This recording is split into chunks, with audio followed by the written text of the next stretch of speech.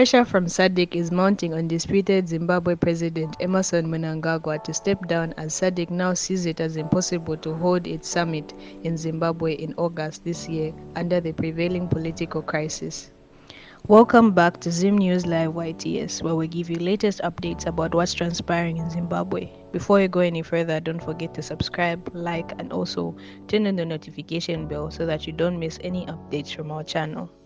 The SADC Secretariat has formally communicated to the disputed Harare administration that their position on Zimbabwe elections and the processes to correct the illegitimacy in Harare brought about by the flawed electoral process, which SADC dismissed as falling short of the revised SADC guidelines and principles of a democratic election, has not changed.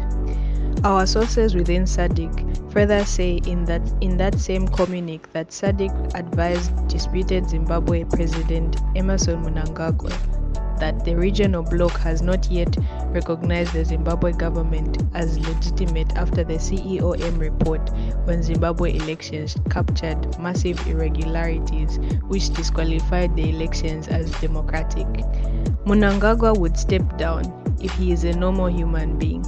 Your people rejected you, your own government officials are rejecting you, and the regional bloc SADC did reject you through their CEOM report.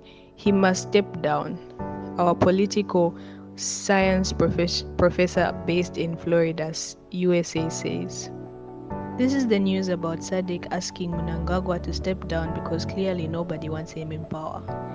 Let us know what you think in the comment section down below, and don't forget to subscribe, like, and also turn on the notification bell so that you don't miss any updates from our channel.